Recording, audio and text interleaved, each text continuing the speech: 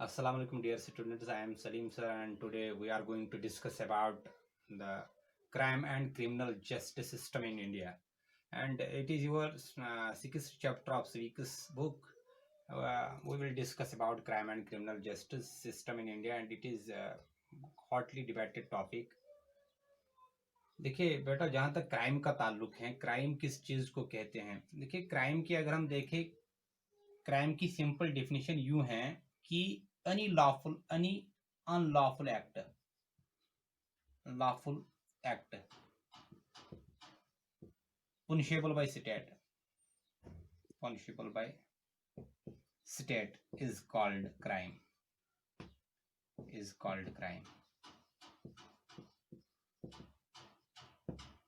देखिए, कोई भी ऐसा अनलॉफुल एक्ट, कोई भी ऐसी एक्टिविटी करना जिसका कानून के दायरे में कोई जवाजियत ना हो, जो कानून के दायरे में नहीं आता है, कोई ऐसा काम करना जिसे कानून अलाउ नहीं करता है, इसलिए स्टेट की तरह से उस आदमी को पनिशमेंट दी जाती है जो अनलॉफुल एक्ट करता है. देखिए, जाहिर सी बात है, अब ये क्राइम कब से आए और कहाँ से आए, क्राइम्स को निपटने के लिए लॉज कैसे बनाए गए, इनकी जरूरत कैसे पड़ी. तो अब हम यहाँ बात करेंगे कि जैसा कि फिलासफर्स का कहना है कि man is by nature egoist. जो इंसान है ये जब तवल्लुद होता है इब्तिदा से ही ये खुदगर्ज होता है, इसलिए ये जो खुदगर्जी का मादा इंसान में पाया जाता है, वैसा हमारा कुरान भी कहता है कि लक़द खलक़ल इंसान मिन उलूज. इंसान दुनिया में आया तो इनपरफेक्शन से, यानी ये एक मुकम्मल इंसान नहीं है, इसमें कोताहियां हैं, इन कोताहियों की वजह से इसे दुनिया में लाया गया है ताकि इसका इम्तिहान लिया जाए. तो जाहिर सी बात है, अगर इंसान की फितरत में कुछ चीजें मुज़मिर हैं तो ये क्राइम भी करेगा, ये जुर्म भी करेगा. और जुर्म तब से ही आए जब से इंसान दुनिया में आया है, क्योंकि इंसान की नीयत, जैसा कि फिलासफर्स का कहना है कि इंसान की नीयत में कुछ चीजें मुज़मिर हैं, इसकी नीयत सही नहीं है. Man is by nature egoist, यानी इंसान खुदगर्ज होता है अपने मकसद के लिए.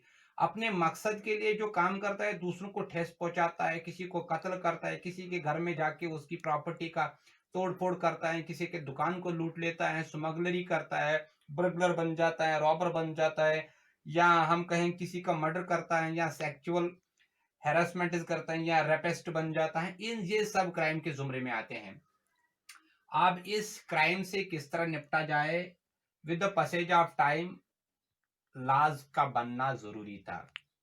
तो क्राइम से निपटने के लिए क्रिमिनल जस्टिस बनाया गया है, जिसका जिक्र हमारे इंडियन पेनल कोड में मौजूद है. IPC, इंडियन पेनल कोड, ये आप याद रखें, Indian panel code.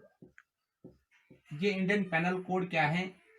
Indian panel code ये एक क्रिमिनल लॉ है. ये एक ऐसा कॉन्स्टिट्यूशन का एक हिस्सा है जिसमें सिर्फ क्रिमिनल केसेस को हियर किया जाता है, और इसमें सिर्फ क्राइम रिलेटेड लॉज मेंशन है. मानो कि किसी ने चोरी की, उसकी सजा क्या है, किसी ने कत्ल किया, उसकी सजा क्या है, किसी ने किसी का रेप किया, उसकी सजा क्या है, कोई किसी के मकान में जा घुसा और वहां से उसकी प्रॉपर्टी को तोड़ फोड़ किया तो उसकी सजा क्या है, कोई किसी से जबरदस्ती उसका रुपया छीन लेता है तो उसकी सजा क्या है, या कोई किसी को किल करता है कुछ वायलेंट फैनेटिज्म के लिए, यानी कोई किसी को मारता है, किसी का एसेसिनेशन करता है किसी मकसद के लिए, तो सब जुमरे में आते. इनका जिक्र इंडियन पेनल कोड में है. ये इंडियन पेनल कोड कब बना? इसके लिए 1834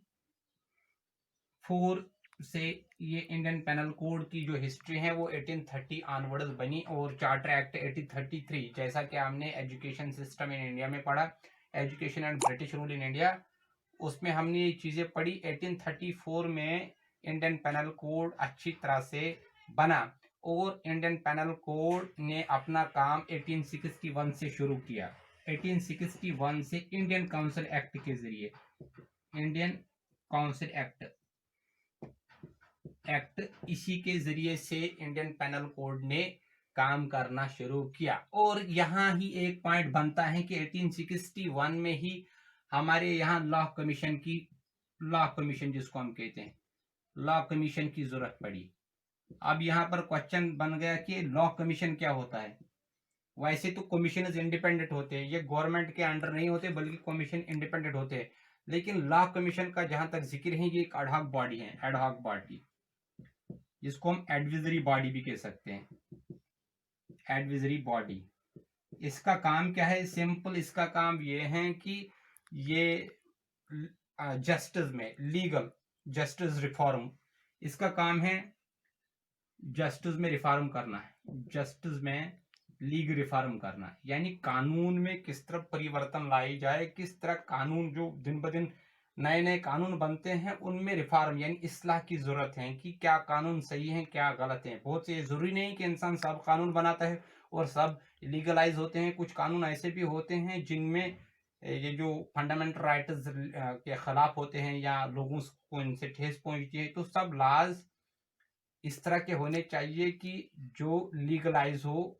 इसी के लिए लॉ कमीशन बनाया गया। इसका काम यह है कि लीगल रिफॉर्म करना लॉ सिस्टम में, लीगल रिफॉर्म करना जस्टिस सिस्टम में, ताकि जस्टिस अप टू डेट बन जाए। ये 1861 से ही लॉ कमीशन बना। लेकिन ये याद रहे कि लॉ कमीशन जो आज भी हिंदुस्तान में चल रहा है अपने काम अंजाम दे रहा है। 3 साल तक इसका टेन्योर होता है। 3 साल के बाद ये इसमें परिवर्तन होती है, चेंजेस लाए जाते हैं, इसके मेम्बरान बदले जाते हैं।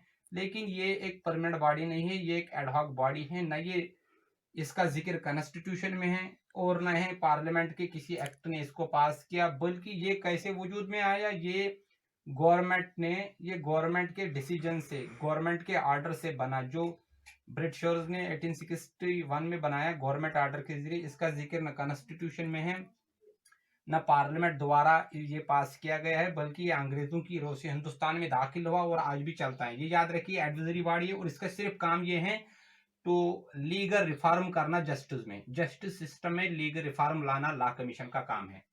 अब क्राइम्स की हम बात करें तो क्राइम्स के डिफरेंट मुख्तलिफ इकसाम जिनको हम कहते हैं, मुख्तलिफ नवियतें होती हैं। आजकल नए नए क्राइम्स हैं, साइबर क्राइम जिसका जिक्र अभी तक हमने किताबों कभी पढ़ा ही नहीं था। लेकिन ये साइबर क्राइम नया जो सोशल मीडिया के जरिए स्पॉन्सर्ड किया जाता है, ये भी क्राइम की एक नई नवियत है। अब हम कहेंगे कि क्राइम्स की डिफरेंट इकसाम क्या है, काइंड्स की डिफरेंट एग्जाम क्या है। मिसाल के तौर पर यहां मैं लिखूंगा, एक होता है रॉबर, जिसको हम रॉबरी कहते हैं, कोई चोरी करता है तो उसको रॉबर हम कहेंगे। या ब्रुगलर है, ब्रुगलर का मतलब वो इंसान जो दूसरों के मकानों में घुसकर उनकी प्रॉपर्टी को नुकसान पहुंचाता है, लेकिन उसका कोई इंटेंशन नहीं होता वो चोरी करे, लेकिन दूसरों के मकानों के साथ वो तोड़फोड़ करता है, दूसरों की प्रॉपर्टी के साथ वो तोड़फोड़ करता है। या तीसरा है शॉप लिफ्टर। शॉप लिफ्टर उस इंसान को कहेंगे जो किसी के दुकान में घुसा और वहां पर उसका माल जायदाद जो कुछ भी है वो उससे सिनेज के ले गया, खींच के ले गया या चोरी करके ले गया। स्मगलर एक और किस्म है क्राइम की। स्मगलर मिसाल के तौर पर जिस तरह हमारे यहाँ वुड स्मगलर्स हैं या निकोटाइन स्मगलर्स हैं या हैंडबैन, चरस, गांजा, बाकी ये स्मगलर जो इलीगल प्रोडक्ट्स को इलीगली उधर इधर से पहुंचाते हैं, यानी जो प्रोडक्ट्स को, किसी भी प्रोडक्ट को इलीगली गुड्स को कैरी करते हैं, प्रोडक्ट या गुड्स को इलीगली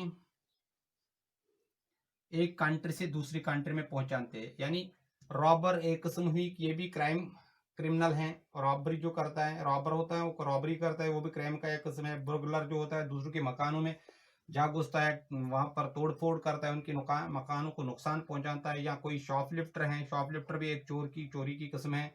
किसी के मकान में, किसी के दुकान में जाके उसका वो माल वहां से हड़प करना। या स्मगलर जो प्रोडक्ट्स को, कुछ इलीगली प्रोडक्ट्स को एक कंट्री से दूसरी या एक एरिया से दूसरे एरिया तक पहुंचाता है। इसके अलावा भी और किस्में हैं, मिसाल के तौर पर मर्डरर हैं।